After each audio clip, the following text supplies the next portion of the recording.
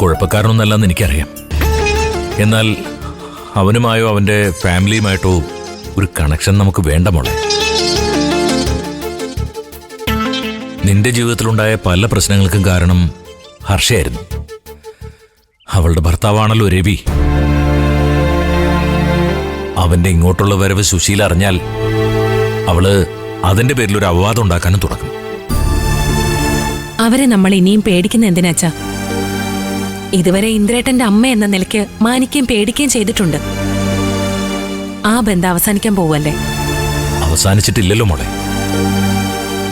നിയമപരമായി വേർപിരിയും വരെ അവർക്ക് ആവശ്യമുള്ളപ്പോഴൊക്കെ നിന്നെ മരുമകളായും ആവശ്യമില്ലാത്തപ്പോഴൊക്കെ അന്യായും ചിത്രീകരിക്കാം.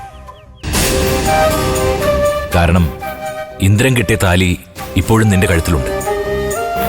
മാത്രമല്ല, ആ സ്ത്രീയുടെ മകന്റെ കുഞ്ഞാ ഇപ്പൊ നിന്റെ കൂടെയുള്ളത്. അച്ഛൻ ഇങ്ങനെയൊക്കെ പറഞ്ഞ് വീണ്ടും എന്നെ ആ തൊഴുത്തെ തന്നെ കെട്ടാൻ നോക്കുകയാണോ? ഇന്ദ്രേട്ടനെ ഈ ജീവിതകാലം മുഴുവൻ എനിക്ക് ചിലപ്പോൾ സഹിക്കാൻ പറ്റിയെന്നിരിക്കും. പക്ഷെ ഒരു നിമിഷം പോലും ഇന്ദ്രേട്ടന്റെ അമ്മയെ ഞാൻ സഹിക്കില്ല. ആ സ്ത്രീയിൽ നിന്നൊരു മോചനം കിട്ടാൻ വേണ്ടിയാ പ്രധാനമായി ഞാൻ ഡിവോഴ്സ് കേസ് കൊടുത്തത് തന്നെ. അച്ഛനത് മനസ്സിലാവുന്നുണ്ട് മോളെ.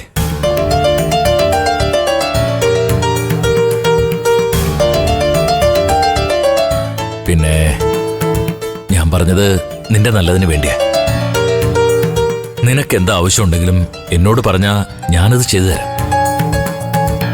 പക്ഷേ ആ രവിയുടെ സഹായം നീ സ്വീകരിക്കാതിരുന്നാൽ മാത്രം മതി. രവിയെ ഞാൻ സഹായം അഭ്യർത്ഥിച്ച് വിളിച്ചതൊന്നും അല്ലച്ചാ. ഇന്ദ്രേട്ടന്റെ അമ്മയെക്കുറിച്ച് പുതിയ ചില ഇൻഫർമേഷൻസ് തരാൻ വേണ്ടി രവി വന്നതാ. ഇനി അവരുടെ കാര്യങ്ങളൊന്നും എനിക്ക് അറിയണ്ടെന്നും ആ സ്ത്രീക്ക് എന്നെ ഒന്നും ചെയ്യാനാവില്ലെന്നും ഞാൻ രവിയോട് പറഞ്ഞിട്ടുണ്ട്. അതിന്റെ അർത്ഥം രവിക്ക് മനസ്സിലായിട്ടുമുണ്ട്. ആ, അത് മതി. ഇനി രവിയെ കാണാൻ നീ അവന്റെ വീട്ടിലേക്ക് പോയാലും അവൻ ഇങ്ങോട്ട് വരാതിരുന്നാ മതി.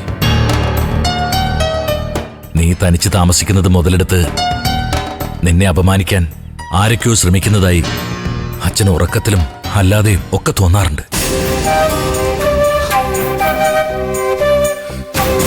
അത് പലപ്പോഴും എന്റെ മനസ്സിലൊരു ആദിയായി പടരാറുമുണ്ട്. അച്ഛൻ കൂടെ കൂടെ ഇവിടേക്ക് ഓടി വന്ന് നിന്റെ കൂടെ ഇങ്ങനെ നിൽക്കുന്നത് പോലും ആ ഒരു ആദി കൊണ്ടാ. എന്റെ മോള് വളരെയധികം സൂക്ഷിക്കണം. അച്ഛൻ പറയുന്ന മോൾക്ക് മനസ്സിലാവുന്നുണ്ടോ? ഉണ്ടച്ചാ, ഞാൻ സൂക്ഷിച്ചോളാം. അച്ഛന് ഞാൻ കാരണം ഒരു മാനക്കേടും ഉണ്ടാവില്ല. അതിന് ഞാൻ ഇടവരുത്തില്ലച്ചാ.